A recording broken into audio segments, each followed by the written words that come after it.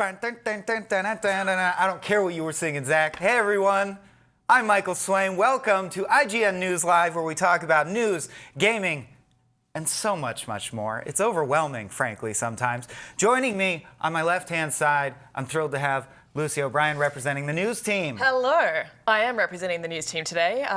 Jonathan Dornbush is at home. Work from home. Yes. Working from home. Yeah. WFH, as we say. And the man with the dulcet tones you just heard in tone is Destin Legary. Hi, everybody. Video. I saw y'all on YouTube. Yeah, we don't start for less than 400 viewers. That's a joke. No, it's 4 o'clock sharp on the dot. That's Always. That's every just the day. general rule. They count down and we go. And speaking to the of gentleman, go, we said the Fallout 76 joke. No. all right, we're throwing it to chat already. Yeah, Fallout 76 will be better than anything we talk about in this episode. Battle lines have been drawn. But Zach, say hey from over in Barland. Hey, happy Mario's Day. I'm playing a Mario game on my Nintendo Third Dimension S. That's very Mario of you. Thank you. Yes, happy Mario Day indeed. And I think that's our top story is somehow related. Is that right, Zach? Yeah, that's actually absolutely right. Today we got some interesting news from Nintendo and Lego. They've announced some kind of collaboration. We don't quite know what yet. But if you take a look over here, you'll see they put out this weird little Twitter video with some kind of square Mario boy. He's got a real grimace on his face and looks kind of menacing, but also Lego seems like a good collaboration for Nintendo. As has been pointed out online repeatedly, yeah, the grin's a little disquieting. He's just so iconic. When you see him slightly off, it's... I don't think most audiences aren't used to seeing him with this sort of death grimace on his face, but Yeah. I don't mind it. He looks okay. It's kind of Mario Uncanny Valley. I genuinely hope that this is physical Lego. Sure. Do we what I have was any gonna hard say. information on this circulating in the news department? It's very early. It is very early. It's still very much up in the air. We don't know whether it's a game or whether it's a physical product.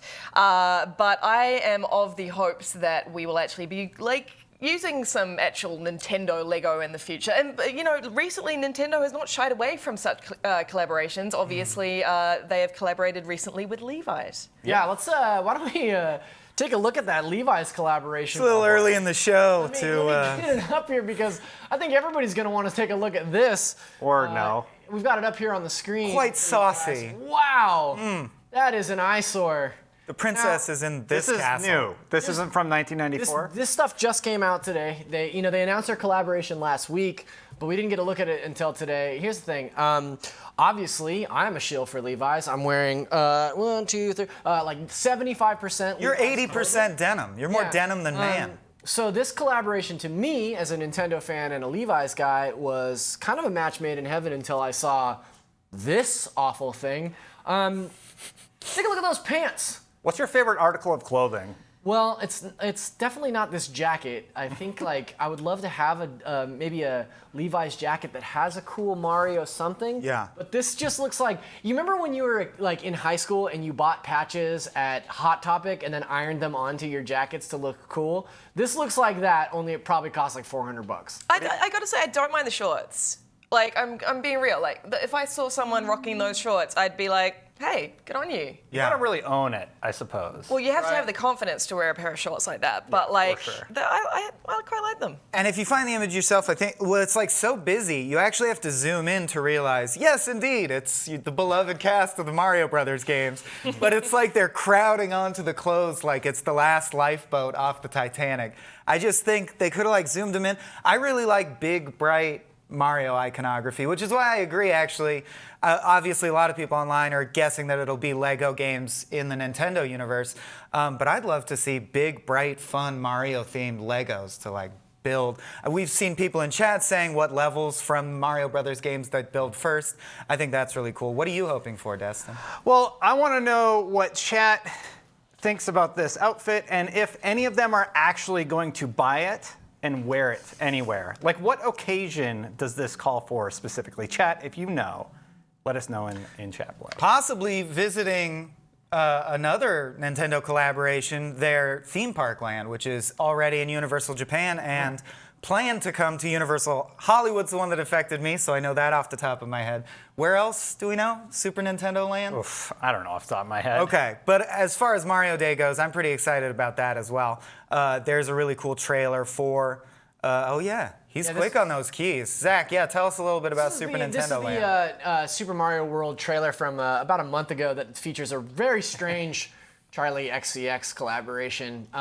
It's just like a weird music video that they put out to promote Super Mario Land, but or Super Mario World, I guess. But yeah, I don't really know what this goes to show in terms of like what the actual land. Not a lot of rides are shown. Yeah, exactly. It's pretty strange. As a Nintendo fan, it was cool just to see like all this weird stuff happening. Like if it looked like this, that'd be amazing. But there's not a chance that it actually looks like that. So, What if it does look like I love, I would lose my mind if it looked like like this video has a little kid run out on like a precarious thing and hit a block and coins appear everywhere. I'm like, you cannot make that happen. That is a health and safety violation. There are OSHA just waiting restrictions, to happen. yeah. You just jump off railings into pipes. It's fine. Yeah, but I'm genuinely excited to see Nintendo manifest in the world in different real world ways. I do think that's really cool.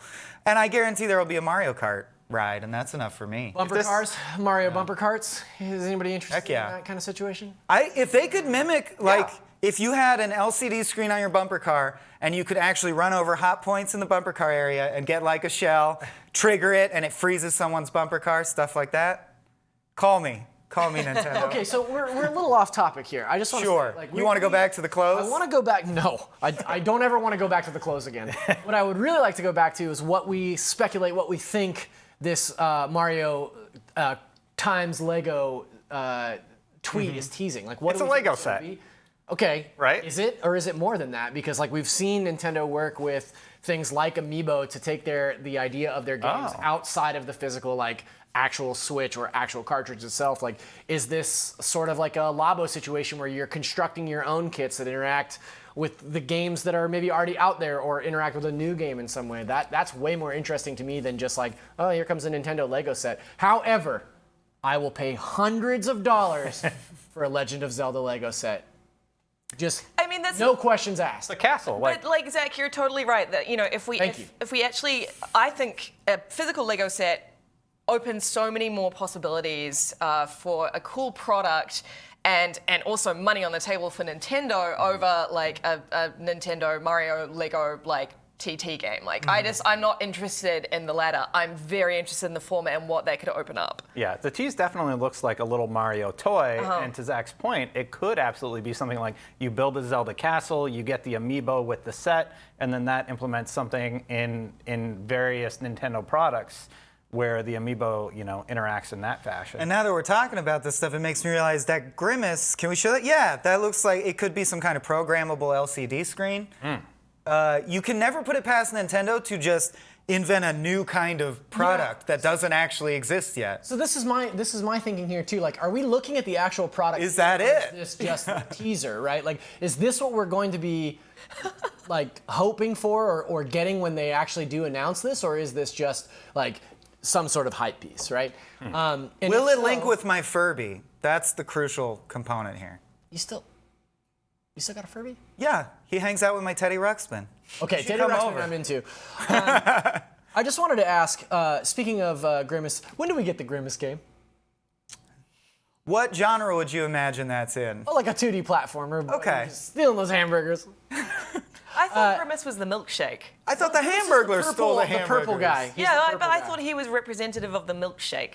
How? In what How is that? sense? I read that. Can someone in chat like validate me? Like, I'm sure I read somewhere that Grimace represented in the McDonald's food chain. We're serious the milkshake. journalists. Sorry, all right, we should sorry. know Grimace's representation. What is the Grimace? I think is actually one of the internet's oldest open questions. Our Yeah. very own Matt Kim seems to think in chat that Grimace is a nugget, like a spoiled nugget. Yeah, like a Ew. mossy purple chicken nugget. I have it on good authority that Grimace is a taste bud. A taste bud. That's No. insane. That's to me. rubbish. It's nonsense. Voice That's from not the sky. canon. A lot of people in chat, including Mateus K, are asking for Lego times Super Smash Brothers. Just wait for it. What do you guys think about a Lego Smash Brothers? Now, again, the question is still, as a Lego kit I build and play with, or as a virtual environment where Smash Brothers is Legoized? I personally want another Fire Emblem character. All right.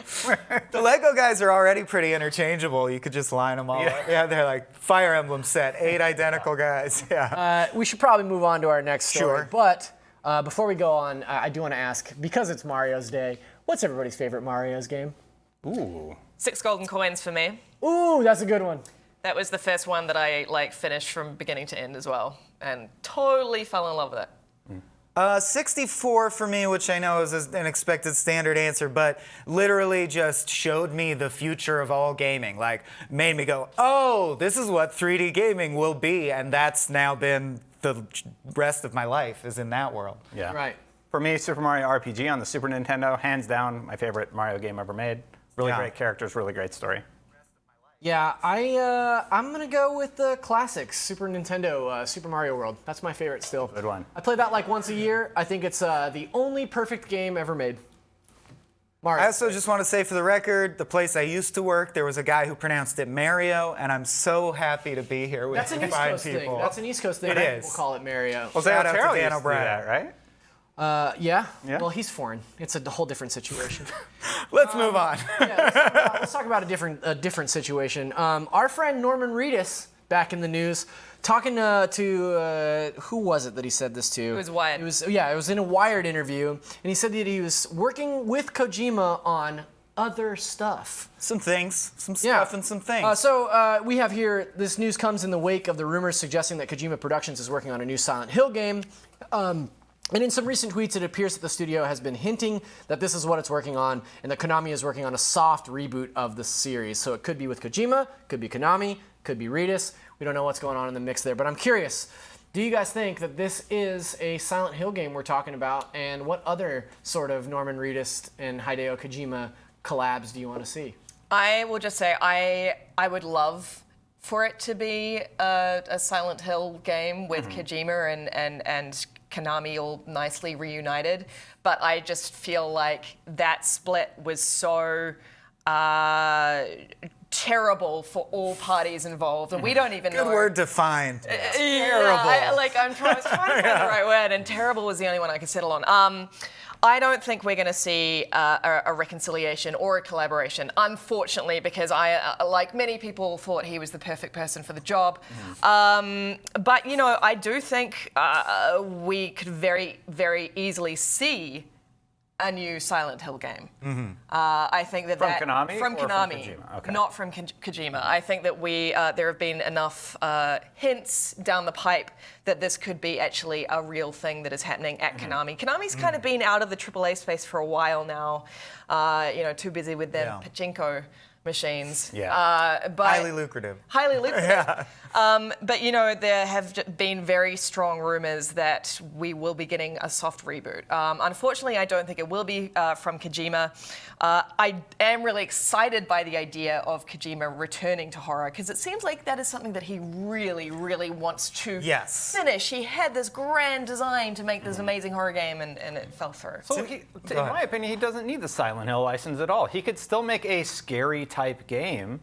Do I think that's what he's making with Norman Reedus? I actually don't. I think they're making something that we're not going to expect. I don't know that he would just necessarily go back to, you know, old established genres that he had worked on already. Now, someone in chat, I noticed, scroll by, sorry to not shout you out, but you're already buried, mentioned that, and I believe I heard this, but can anyone back me up on this, in the PT demo, that if you go camera free and look at the player, that was also Norman Reedus? Yeah, believe that's true. that came out a little while ago, where somebody hacked the PT demo and found out that you were playing as the Norman Reedus. So they're like full-on collaborators they're now. pals. Yeah. I mean, it's this long before. No, it was actually just at the end. It was revealed that it was Norman Reedus if you beat the demo. No, Remember there's like a trailer. it was, but Lance McDonald, who's an Aussie hacker, actually sort of hacked into the game, and you are actually Norman Reedus all the way through. So it's not a sudden reveal via a cutscene. You are actually playing as Norman Reedus, and you are also being followed when you think that you're being followed in that game, you're like, is she behind me? She generally is. She's rendered and she's there. So I found an interesting comment on the article from this morning when we published this that I wanted to throw out to you guys. KLG Chaos over on the Imagine Games Network website says, while I'd love a new Silent Hill game, I'd rather keep celebrity faces out of it. It's a huge distraction to the immersion. Do you guys find this to be the case when you're playing games, like especially now when you've got games like Death Stranding where you have people like Mads Mikkelsen and Norman Reedus, known actors? Does it take you out of the experience, or are you stoked to see like legitimate Hollywood actors in games? For me, absolutely not. I mean, unless somebody's been typecast, I don't see myself being detracted from the experience. I would say, though, the Conan O'Brien guest appearance, for example, it's just like so different from any of the other characters in Death Stranding that it was definitely sort of taking you out of the moment. Just to ask, Conan O'Brien really wigged you out, but you loved Jeff Keighley in the game. To see Jeff Keighley also sort of odd, but for the most part, if it's an actor who is known for acting, I actually like that a lot because you're going to get like a stellar performance. But then there's games like Hellblade: Senua's Sacrifice with somebody who was trying to get into acting, who Jurgens, if you don't know her name, and she just blew it out of the park. She was awesome, and I can't wait to see Hellblade 2. So no, I like actors being in video games, personally. Yeah, and I thought a really strong example was Deborah Wilson in Jedi Fallen Order, who plays Sarah? I think it's just Sarah. All right. And I agree. For me, the real point is like, I already love and watch movies and television, and I already know how to trick my brain into pretending that these people are actually other people. I only find that it's an issue with like your Nick Cages or your Chris Walkens of the world, where they just have such a larger-than-life personality. That's true in their movies. Like, they take me out of movies when they pop up because they are themselves. But, like, seeing Keanu as Johnny Silverhands, I think is going to be awesome. It doesn't bother me at all. My one reserve, or my one point on the other side, is video gaming has been a real bastion for voice acting, which is a craft that I really admire and I've always been a huge fan of. And this will now be another domain where big-name actors can just swoop in and take roles away from people who are purely voice actors. I don't know how much other people care about that as an issue. Yeah, I don't know how many roles they would take away, though. Maybe like a few of the lead parts, but there's still going to be tons of voices in a lot of products. Games just have more roles than movies, We talked about this a little bit last week on this show, but the casting rumors around the Last of Us series on HBO, like we kind of saw the opposite of this, right? You know, people were asking who would be your ideal cast, your dream cast for this show, and people were like, cast the actors from the game. They already did the best job. So I think that's kind of an interesting point, Swaim. You know, like is it distracting to see somebody from Hollywood in a video game? Would it be distracting to see a voice actor in a television show? Yeah. I mean, I think that like celebrities are Kojima's kind of part of his style. Like if every big major developer was suddenly casting, you know, why can't I think of a single Hollywood actor off the top of my head right now? Sandra Bullock. That's what was a Clark Gable type. Larger than life, Sandra Bullock. But it's part of his MO, right? And just circling back to, you know, I was very dismissive of the Konami Kojima reconciliation earlier, but I do just want to just quickly circle back to the reason that people are thinking that there could possibly be a reconciliation. And I love this. So Kojima Productions Twitter recently tweeted out head of communications Aki Saito, I think I'm saying it. I think I'm saying it right. Saying basically that sorry to be silent, everyone. Oh yeah. And then his pencil said Pyramid on it. It was like Pyramid brand. And I mean, like, come on. They know what they're doing. Yeah, I was going to say, you think that that's not by design. You think that they're not over here like, aha, we know what this is. Everything Kojima does is by design. He is the biggest troll. But they also kind of have the vibe where you wouldn't put it past them to just be trolling. It doesn't necessarily mean anything. And Zach, I mean, you're a social guy. I felt like the preponderance of people responding to the series of Kojima's stories were of the opinion, share Lucy's opinion, that a reconciliation will never happen. Do you think that's the general vibe out in like the data sphere? I don't know. Well, I think that because of the conversation around the potential return of Silent Hill and the fact that we've heard rumors that maybe Kojima and Konami are trying to play nice again, I think we've seen sort of I wouldn't say necessarily a sea change in the temperament of the audience because like for a long time it was just like, screw Konami, they totally screwed Kojima over on this. Now it's kind of like, well, maybe they'll kiss and make up and put out a Silent Hills game that we really want to play.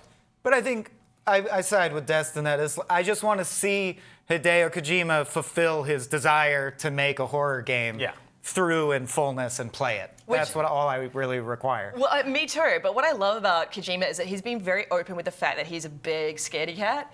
And like you look at his Twitter and he's like, oh, I was halfway through this Japanese horror movie and I had to turn it off because I was too scared. Yeah. Like I just love the fact that he's got this scratch he wants to itch, but he's actually just a very scared guy. Do you think when he has enough like A-list Hollywood friends, he'll just give in and make a movie?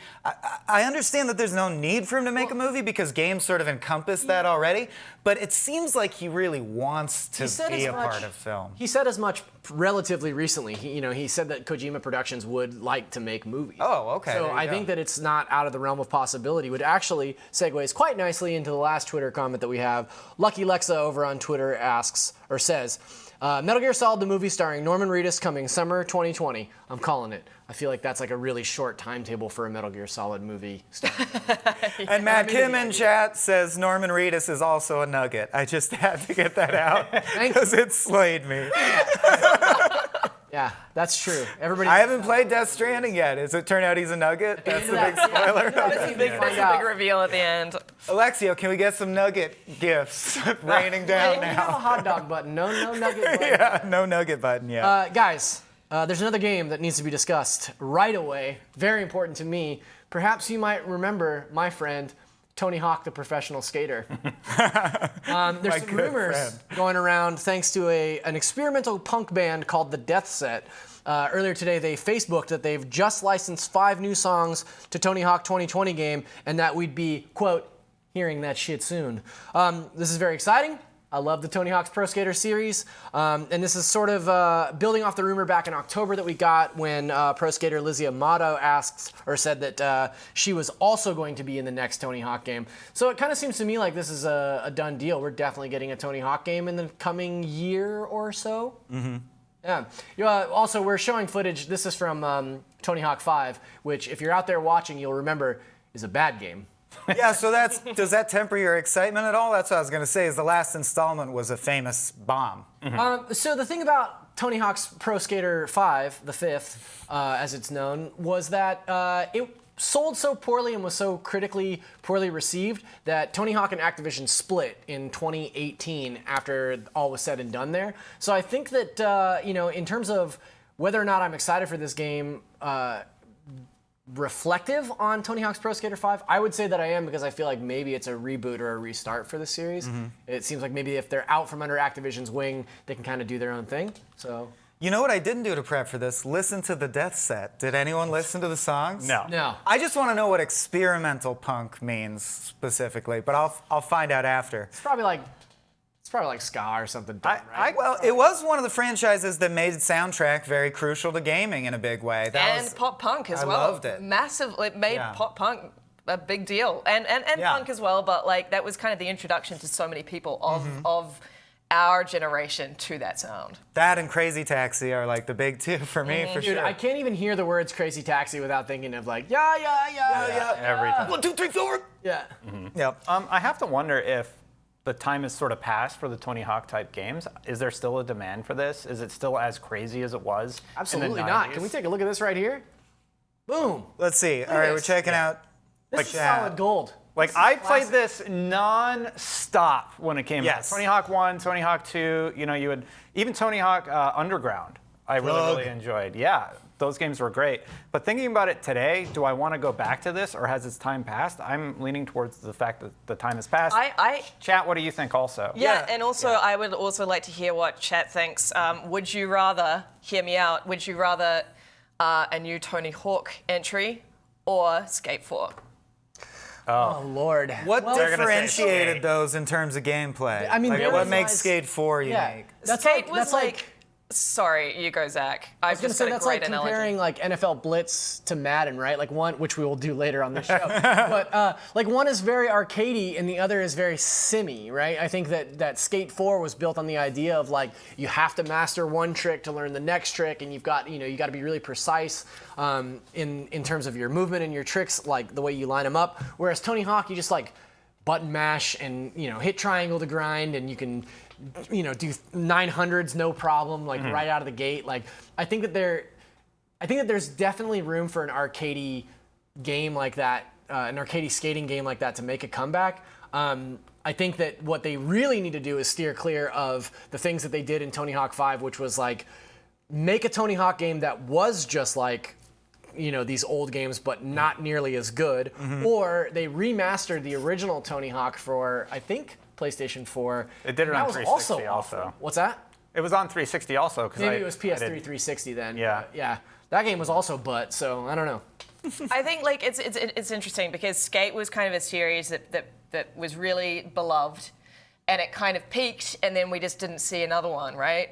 It's kind of like that little-known Canadian cartoon called Clone High, which ended after a season. Excellent, yes. And whereas Tony Hawk just kind of went going on and on and on and on and on, right? Like The Simpsons. And so, like for me, I really want to see another Skate. Like I think that we could see. I would love to see another Skate in next gen. Have you played? A lot of people in chat right now are very excited for Skate 4. Yeah. Silent Chill says Skate 4, hell yeah, all caps. Yeah. Heck yeah. Jay Christoph said Tony Hawk's Pro Skater Battle Royale, only one can survive, and I was like, I could actually see it. The world map contracting while you're like fighting for space on a rail is really good. I'm like super into that. Someone on Steam just like hacked together Battle Royale skate game. I want to see that really Think bad. about Tetris, the Battle Royale for Tetris. T99, right? yeah. They made that work. Maybe they could make something really interesting where you have to like keep your combo multiplier going. And Yeah. I don't know how it would work, but it's actually sort of interesting to me. Look, if you're out there and you're creating stuff in dreams, make a Tony Hawk's Pro Skater Battle Royale. Do it for us. We will appreciate it, and we will play it right here on this show, I promise you. Yeah, I'm with you on Skate, though, personally. There is a game called Session, I believe, that is super hyper-realistic, that sort of has some interest, but, I mean, that's the closest we've gotten to Skate in a while. Yeah. I was all about the hoverboard one. I think Trick Style. That was Oh, boy. it. Dreamcast, baby. ladies and gentlemen. I can always count on Swaim remembering like obscure Some Dreamcast random games. nonsense. Super Yeah, bad. exactly. Thank you, Swaim. Speaking of Dreamcast games, who remembers NFL 2K? Probably the only football game that I've ever played and enjoyed. It was first initially came to the Dreamcast from 2K. Well, the good news is that game, or some variation therein, is coming back. Today, 2K Games announced that a new agreement had been signed, and we'll see the publisher of NBA 2K and WWE 2K return to football. But the thing that we have to stress about this story, and the thing that the media, I feel like at large, completely misunderstood from this story breaking this morning, is that, and I can't state this more clearly, this is not a sim. This is not a challenge to the Madden NFL throne. Like if you're hearing this news about NBA or NFL 2K and you're like so stoked because you're tired of Madden and this is going to be the game to take that on, that is not this game. This is going to be some sort of like arcadey blitz style game or potentially like a manager sim like Football Manager, something along those lines, but definitely not a sim game in the vein of Madden.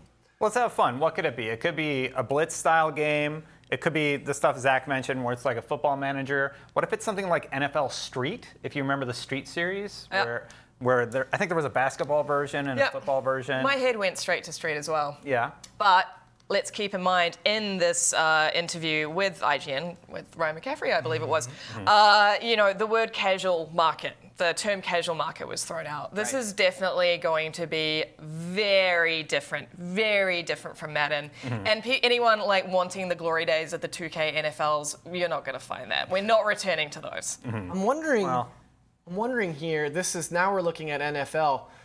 I'm wondering who pulled this B-roll because I had NFL 2K. This is much better. From 2005, and now we're looking at Madden. So just pretend that this is NFL 2005. I think you got both in the folder, buddy. I don't know, man. I don't see it. I'm going here live, looking in the folder. It's good to see we all have the same generic Dune background. No. I'm stumping for a Monster League reboot. What are the odds of that? People who know more Slim about to none, 2K's I feel like, history. on a Monster League okay, reboot. all right. Well, you can literally see the energy drain out of me as we pass through the football portion. understand. I didn't play any of these. I did play NFL Blitz in the arcade a lot. We have it in our lunchroom, and it's awesome. And it's heck of fun. In the same way that we're talking about a Tony Hawk reboot, where like an arcadey action sports game, I would love to get some sort of NFL Blitz situation going. I think that'd be really cool. One thing that I wanted to say about this story that I think is particularly interesting is like, full disclosure, sports on IGN.com is like pretty hit or miss, and on social feeds, right? Like sometimes our audience cares about sports, sometimes they don't. This tweet, when we put this news out this morning, did over 11,000 likes and retweets on Twitter, which is how many crowd tangles is absolutely that? insane. Is that like nostalgia factor playing in? Honestly, or what? Respect for the developer? It's anti-EA. Yes, that's exactly. Oh, okay. There you go. That's exactly what it is. Like it's not about. It's hate, you guys. How long have you been on the internet? It's hate. Yeah, all of the comments on, not all, but a lot of the comments on the Twitter feed there were like, "Oh, take this, Madden! Like this is gonna be the best. Madden's over." But it's like, obviously, if you had clicked in and read even the first paragraph of the article, you would understand that this is not something that they've positioned as like a head-to-head challenge. A Madden killer. Right. Yeah. Yeah. So they say. Well, people in chat are bringing up good auxiliary sports games, though, like Mario Strikers for sure. And did any of y'all ever play Pyre? Yeah. I enjoyed was Pyre weird. as like a weird high fantasy basketball sim. Very odd. There was Mutant League Football also somebody brought up in chat. I just missed it. He's got Yeah, Michael Swaim just brought that up in like actual chat, Oh, like with his chatted own with mouth my words, lips. just like 2 minutes ago. that's 2 for Destin. Yeah. I've done that twice now. Well, I got a couple of comments here that I thought were interesting about this story. Basket Case 9483. Can I just say, like, I love reading usernames like this? Basket Case 9483 says, "This all sounds kind of weird. I mean, what's to stop the developer from just making a sim and saying that it isn't one? What are the NFL and EA going to do about that? Who even decides what classifies as a sim? I'm pretty sure that as long as they don't use any licensed names or anything, then 2K can do what the hell they want with this game." Thoughts? True in this. I find like one of the most common arguments I have with people who are heavily into gaming is the minutia of splitting up genres. What genre is that? Like you see on Video Game 20 Questions, how much trouble they get into when they try to parse genre and subgenres, and like Damon won't cooperate with what he considers top-down or first-person. And I think that's a common argument that gamers like to get into. So I think it's a valid point. At the same time, I'm going to rely on our news source and our social source, but it sounds like 2K is messaging pretty clearly that they're not going to do that. Like they're just saying we're not doing that. I think what you need to remember when it comes to PR and messaging and marketing around video games is that every single thing that they choose to announce when they're making an announcement, every single word, every single sentence has been through multiple sets of eyes. And that means that what you are eventually getting is the message that they want to send across. So if they are saying from the get-go that this is not a sim and they are classifying sim, more like the Madden games, then we are not going to be seeing a 2K sim. It is going to be something completely different. When they use terms like casual market, they're not throwing that out there casually. It is very, very, very much, it is very considered. It is very on purpose. I think that we should not be thinking about this as if we're going to see a Madden, a Madden challenger stepping into the ring. Right. Last comment that I want to read out on this is from Dalton Fitz on Twitter, Dalton_Fitz. Just make 2K5 with updated rosters.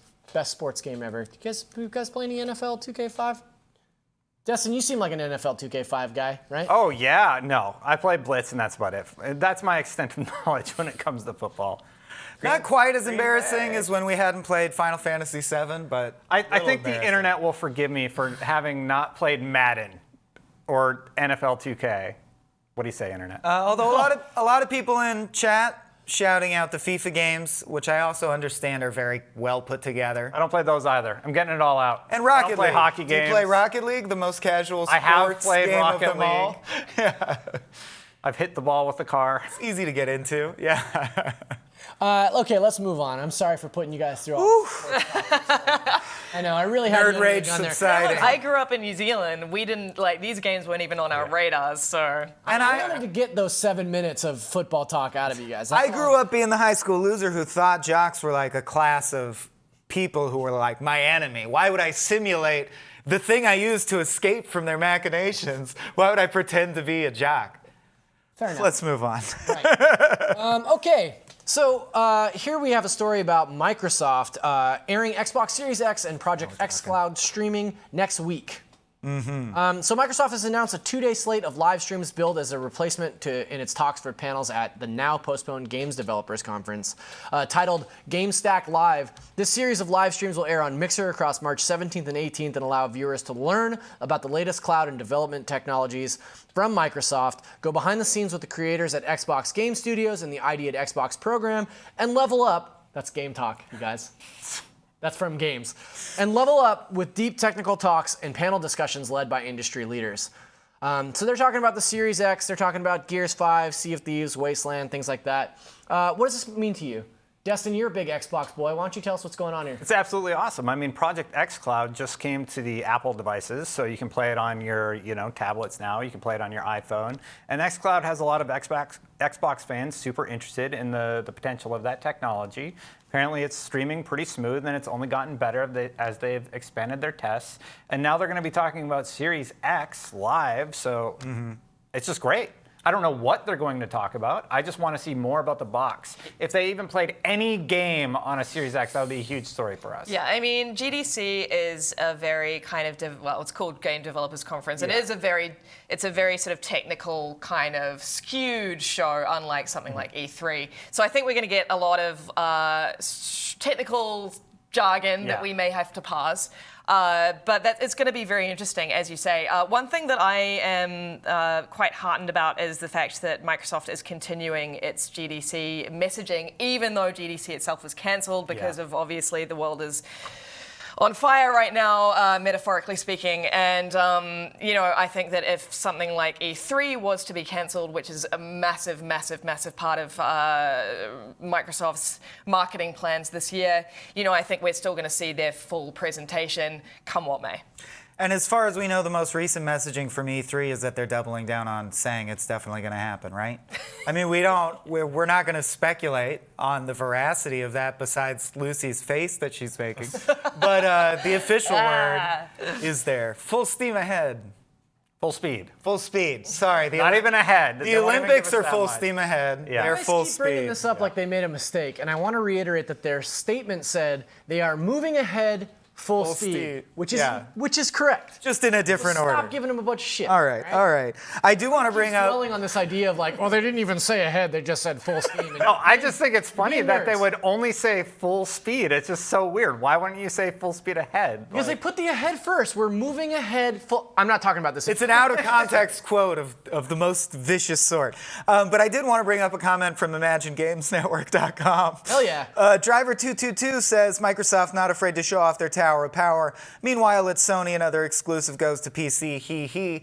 They obviously are biased. They're referring to a story we'll get to. But I think the larger conversation surrounding this is, do you guys have thoughts about how non-messagey Sony has been and what that strategy could be? Because as far as I can tell, like the drip of news from PS5 land is so thin compared to what's coming out of Microsoft. It's very quiet. I think ultimately what Sony is doing right now is focusing on its very, very, very cool and exciting first half of the year on the PS4. So we've got a whole slate of upcoming awesome PlayStation 4 exclusives, and I think Sony is very heavily leaning into promoting those, reminding everyone that the PlayStation 4 is still an awesome console, and there are still amazing games coming out in its final year, so to speak. I think after Ghost of Tsushima comes out at the end of June, I think that is when we're going to start seeing the PlayStation 5 messaging come thick and fast. But I do also worry on the same hand that their silence is actually really not helping them right now.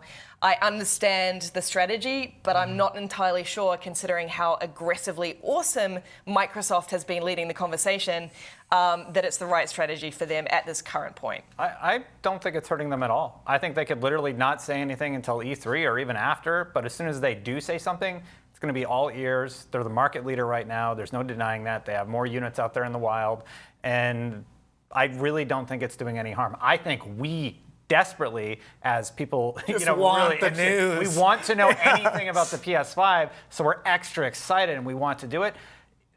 Does them not saying anything hurt them? I don't think so. It would be great to hear something, though. Do you think there's any weight in your mind to the wisdom I've heard floated here and there online of they essentially de facto, and I'm putting Nintendo out of it for the sake of this hypothetical, won the last generation. And we've seen a sort of seesaw effect. PS3 sort of wasn't as strong and they recovered. Could it just be that old dance where they're coming from a position of power, so they're going to be complacent, whereas Microsoft's last generation did great, but they're coming from a place of we're still the scrappy underdog, we got to fight really hard to win? Or is it as simple as separating our marketing timelines for the obvious strategic benefits of that? Because the answer's usually boring like that. I think, I am of the opinion that is the answer. But yeah, I still think that there is a little bit of lost ground to make up for Sony, even if the messaging does start in July. I just want it to be as theatrical as hell. Yeah. You know what I mean? I know that they're skipping E3 if E3 even happens this year, but I want to see. I kind of miss the days of Microsoft and Sony going head to head in that kind of theatrical way on stage at E3, where they're just dropping mics left, right, and center. I want to see Sony step up to the plate and really I was just going to do a baseball metaphor, and then I decided against it, so please. Don't drag us back. Yeah.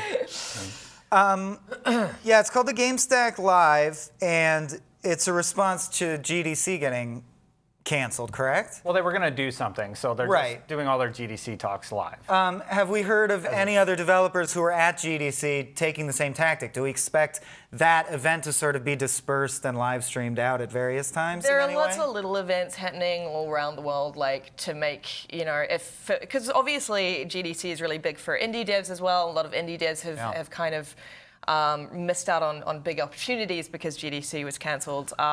So yeah, please tweet at us if you have an alternate GDC kind of platform going and you want us to hear about it, because we want to know more. If you have missed out on an awesome story, telling an awesome story at GDC, please also tweet at us, because we want to hear it and potentially retell it on our platform. Absolutely. So I'm sorry to interrupt you guys. I'm over here playing this Mario's game on my three-dimensional stereopticon. Have you guys tried any of these Mario's games? They're pretty good. Yeah. This has been an interlude with Zach. All right, coming back around. Sorry, that story went on a very long time. Oh, it's Mario Day, man. Get on with your bad self. How about this? The Doom guy can now be a whole new guy, thanks to Doom character customization. We now know that this new teaser reveals that there are a bunch of skins and options in the new Doom. You can be a pink-winged Pegasus unicorn if you'd like.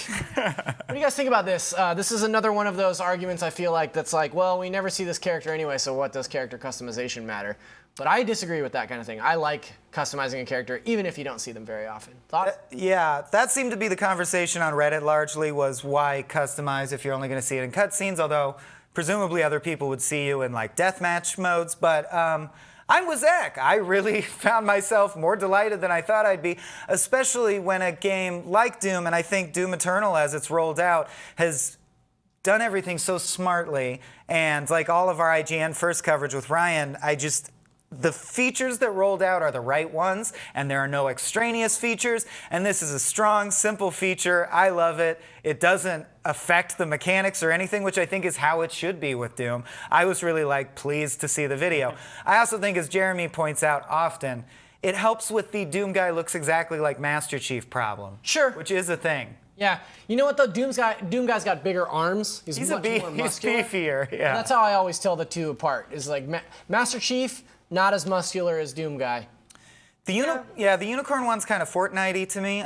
Or like scans as. It's a Twitch exclusive, so. Yeah. Oh, there you go. I mean, I think that Doom has always leaned into the goofy. And I like that they're very much focusing on the goofy in this little tease. I think it's cool. I completely agree with you. I think it like absolutely makes sense that you could do some wackadoo stuff like this pink unicorn costume, right? Because like they definitely know that they don't need to take themselves too seriously to still be Doom.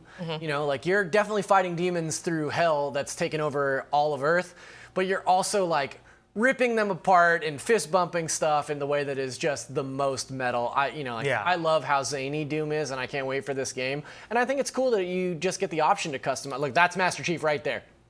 Anyway, I think it's interesting that you can customize your character just for each player's individuality to come through. Yeah. You know? Yeah. And in Masters of Doom, the book that sort of chronicles the creation and has a lot of oral histories with the Doom team, they talk repeatedly in interviews about the Army of Darkness movies as one of the influences. Alien, obviously, a huge influence. But Army of Darkness really also had that tone where you're going to kick ass and kill demons with a chainsaw. That doesn't mean you can't make a goofy dad joke in the middle. And I think Eternal looks like it's doubling down on, they see that everyone on the internet's take on Doom is, I just want to like thrash on my guitar and kick ass and rip and tear. And they're like, great, heard loud and clear. That's what it's going to be. Nothing more, nothing less. I'd actually never heard the Army of Darkness like comparison before, and it's so bang on. That is exactly the tone of modern Doom. I love it.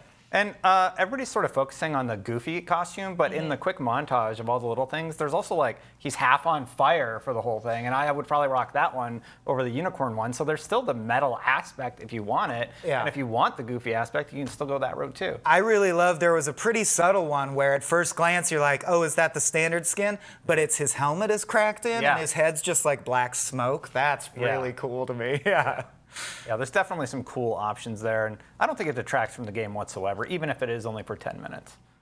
Yeah, I mean, it's almost as if, hey, we put even more work into this than is necessary. Good, that's not a problem. I don't see any problems with that. Now, I did want to point out, I did want to let everybody know that my girlfriend just texted me to tell me that, in fact, the VLC player keeps popping up in the picture-in-picture. I'm sorry. This is my first time that I'm doing this chair. I don't know how to make that stop. You guys have seen this trailer before. Only Destin and Jeremy are like amazeballs at it, but we're all training on it. That's what I aspire to on a daily basis, not just on this show, but in life. Every day I think, you know, I hope today that I can be a lot like Destin and Jeremy. I'm looking at you, bud. You're getting close. Yeah, reach get there. You're almost for the there. stars. All right, we're running out of time here. What other stories do we want to talk about? Well, there's two more. I don't know if you just scrolled quickly or you meant to skip the Horizon story. I went all the way past a couple of other stories, so we actually have plenty of stories. Let's just quickly talk about Horizon Zero that's Dawn where I was gonna go next. on PC, which is I think that like I sometimes hear online, like Zach, you're the social guy. You're a social guy and the social guy. You know, do you hear like people say, oh, there are people like grumbling about this and people are really like pissed off and blah blah blah. But I actually don't see that. And in this instance, I have not seen people angry about Horizon coming to PC. Am I just naive? Have I just not been looking in the right terrible places? Because I actually think this is awesome, and most people agree with me. I've seen the occasional Sony pony sidle up to the barn All right. and say that that it dilutes the value that their system contains. However, and Zach, I'd rather hear from you, but my impression has been for every comment like that, there's 20 what I would call sane people who go, it doesn't hurt you that the thing is available. Yeah, man. I think the general consensus that I've seen on social in the last few hours since this story went live is like you do see a lot of people that are Sony fanboys. I'm a Sony guy over Microsoft and myself, but like a lot of people from the Sony side being like, oh, this sucks. Like that's our game. Why would it go somewhere else? But more so, I see a lot of PC players being very excited to get an opportunity to play this game, having missed it on PlayStation 4, which I think is super cool. Like, I really applaud Sony for putting this stuff out. You know, like, we've seen Microsoft do it through their PC gaming efforts and stuff, and I think it's nice that Sony is putting Horizon and Death Stranding out this summer. Yeah, I mean, I think that, like, it's never gonna, I don't think this is a step towards Sony being platform agnostic. Like, Microsoft has always been like, we don't really care where you play. It can be PC, it can be on the Xbox, whatever. Whereas Sony, I still think, it doesn't have that PC architecture that Microsoft does. Right. I think PlayStation is still where they want people to play. I mean, I think. Of course that is where they want people to play.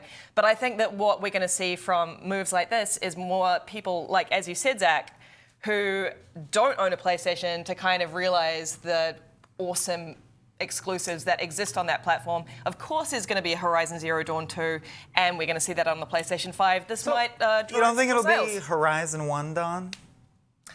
I mean... That's how I want to do it.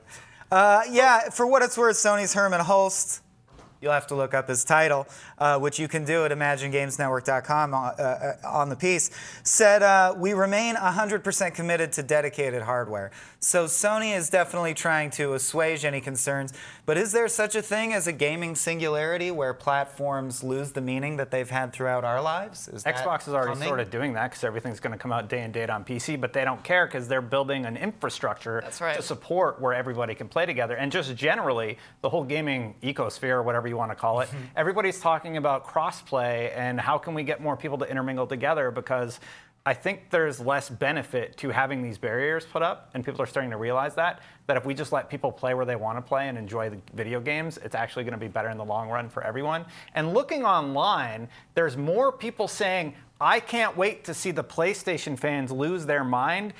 I don't see any PlayStation fans losing their mind. It's just people thinking that they will. If I can interject, I've seen a few PlayStation fans losing their mind. Really? Oh, yeah. Like, it's just, I don't I think that's the thing about any exclusive. Like, the idea that an exclusive, right? Like, that is our thing. That is, like, if I'm a Sony fanboy, like, that's my thing. I can play that on my Sony system, not Xbox, not Nintendo Switch, not PC, Sony, right? So I think that the idea that it would go to another platform could potentially piss off those diehard fans, and that's what we're seeing somewhere in those reactions. Yeah. Like, I don't necessarily feel like all of those reactions are that temperament, but I do feel like some of them are for sure. I think also- those days are going away. Yeah, I agree. But I also think that there is something to be said for the fact that this is the most PlayStation news we've got in a while. Oh, yeah. Do you know what I Sure. mean? Like, I think that there is, like, we're talking about how we've been completely bereft from anything PlayStation 5, and then and then PlayStation diehard fans are just getting their exclusive, essentially, going to a different platform. But And yeah, you're right that the PlayStation 4 cycle, we already know, still has a lot of life left in it. Like, there's a lot of bombs going to fall. I'm absolutely stoked to play this on PC, by the way. I've kind of migrated more to be a PC player in the last year or two. And just being able to, play at 1440p, 140 hertz, or 4K 60 or whatever I want to, just based on my hardware's abilities. That sounds awesome to me. Monster Hunter did this also. It was cross-platform, came to PC a little bit later, and then the PC player base got to experience this awesome game. And I love that. And Did you all catch Destin's flex? He just flexed super hard on his PC. I missed specs. it. Oh, okay. So hard. It was a specs flex. I just hear white noise when people flex their PC specs. I just feel like the ocean. on my big boy PC where it looks so good. My PC is actually pretty dated by today's standards. I have an old Ryzen 1800X for the nerds out there, and most people rock Intel, which is a little bit more powerful. It has more cores and more of the gigahertz. Let's unpack that. Sorry, So there's lots of cores. Let's go into it. Chat, Let's go please deep. tell me you're excited to play this on PC as I am. I think Oh, it's yeah. gonna be. It's a gorgeous game. It's going to be awesome. And one of the rare, fresh IPs that launched a new epic story that is a new, fresh world that's truly beautiful. So it's a great IP to get into for sure. I can't wait for the Let me ask you a sequel. question, Go, Sam. Zach. I'm Do sorry. you think this game is fresh? Wait, you asking me? Yeah. Fresh. Fresh. I do. I want to read this comment from do. DJML9 version 2. He says, my guess as to why they're porting it to PC. 1, Death Stranding is already coming to PC and uses the same engine, so they have compatible tech. 2, Horizon 2 will be at launch or launch window, so PC players will play this and consider getting a PlayStation 5 to play the sequel, unless they want to wait another 4 years for it to come to PC. I think he's right on the money here, this person. I said he. Yeah, and the Very Sony smart. rep I quoted before also said, the reason they went with Horizon Zero Dawn was it was an especially good fit. So I bet you're right that there are behind-the-scenes technology reasons that I don't fully understand, that it was particularly compatible with being ported to PC. I don't think we're going to see Sony going out of their way to start porting everything to PC by any I don't know. means. I think one thing that we're considering or not considering in this conversation, this thing means money. The udders, Yeah, You know what I'm right? saying? You get the Is milk that- from the This udders. thing means money. That's what that means? Okay. Yeah, do you want $20 million or $200 million as a company, right? I'm sorry, you think that that's a discrepancy of $180 million coming? I'm just throwing huge numbers to be extravagant. Do you hear that out money into the wild. flex, Zach? But think just how through big you? these numbers are. Think of the install base on PC versus PS4. PS4, Lucy, has how many units in the wild? Oh my God! Don't ask me. off 40, the top of my- 40 million units? 140 million? I believe at the last check. I don't want to get this number wrong. Don't ask me. Never. I'm looking now. 106 million according to 106 Google. Okay. 106 million units. How many PCs are out there in the wild that can run Horizon Zero Dawn? That's a harder thing to Google for.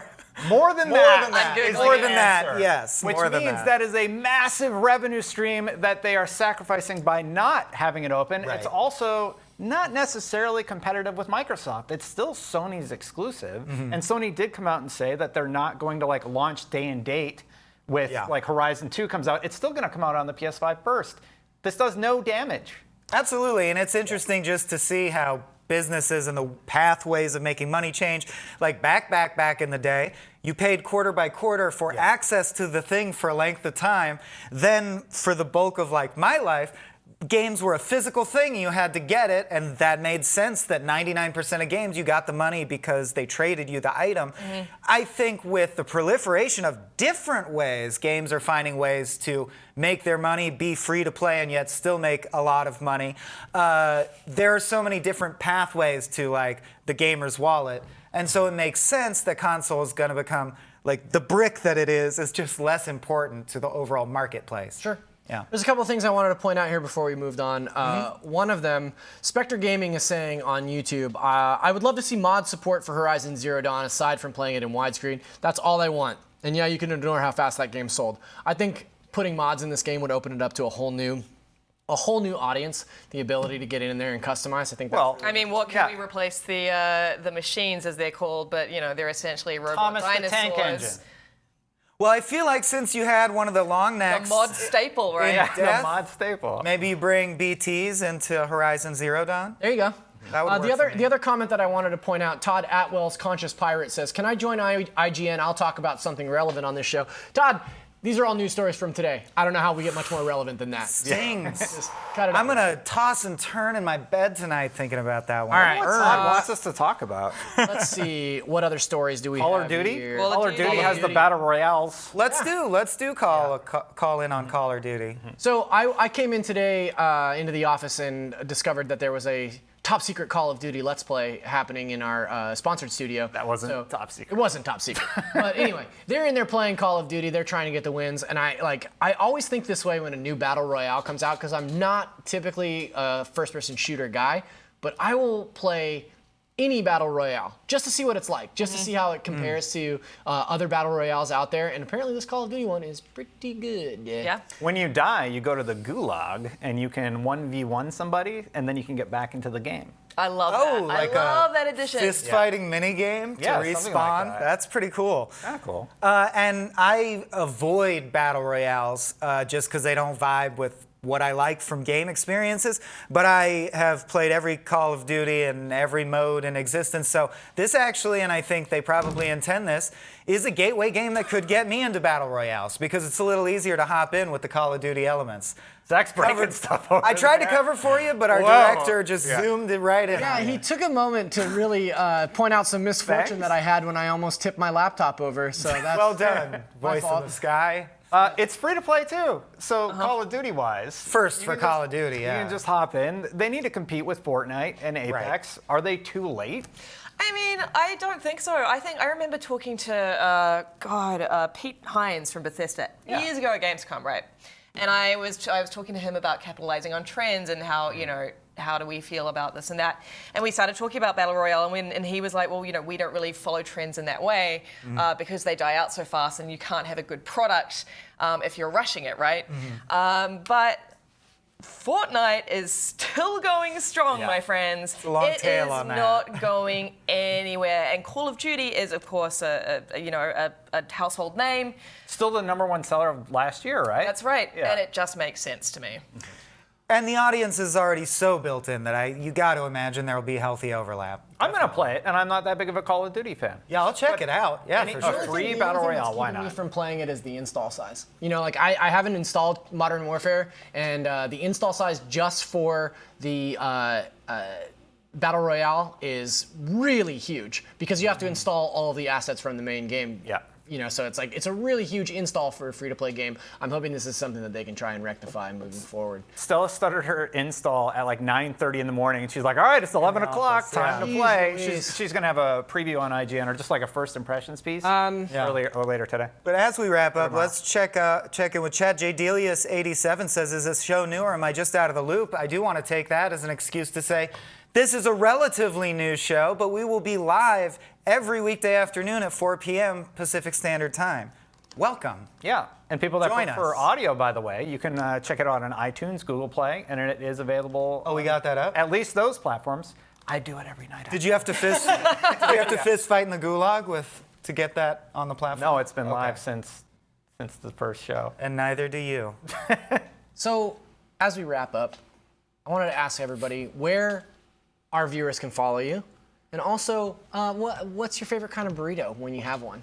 You can follow me at ZachariasD on Twitter, and I like a classic, just a pollo asado burrito. You know, it's really good. What about you guys? Well, I'm on a diet, so definitely the burrito where they put it in the tray and then cover it full of stuff. What's that called, Zach? Mojado. Yeah, okay. You ask the burritos and you don't know all the burrito terminology? It's mojado. That fancy You're stuff. my go-to. Somebody in chat knows, but that would be my go-to. I know, Follow I me told on you. Twitter. Oh, Mojado. Burrito mojado. oh, really? Just means wet burrito, but yeah. Oh, okay. With the enchilada sauce on top? Yeah. It's very good. Mr. Finnegan, Sean Yeah. Finnegan used to get that all the time, and I am so hungry. Nice. And yeah, follow me on Twitter at Dustin Gary. I'm on Twitter at Swaim_corp. And I gotta go Carnitas California burrito. Is that with the French fries in it? It's French fries, carnitas, cheese, and beans, yeah. Good stuff. Big time. All right, I am still relatively new to the Bay Area, so I don't know all the terminology for burritos. But I will say that my go-to is steak with cheese. A little easy on the rice. I find that if you go too hard on the rice, you get full more quickly, and This like means you can't easy on finish the rice. burrito. I'm not a fan of food wastage. You can find me on Twitter and Instagram at Luce O'Brien. That is LuceObrien. Do you find Chipotle burritos too rice heavy? I've never had a Chipotle burrito. Why bother? Hot take, too rice heavy. You like it? Don't get the rice. Get extra meat. He's got me there. It stings, it burns. Wrap it I've been up. laid low. Let's wrap it up. Let's go. Thanks so much for joining us. I want to thank Zach, Destin, and Lucy for being here. And thank you for being here. You can see us tomorrow at 4 p.m.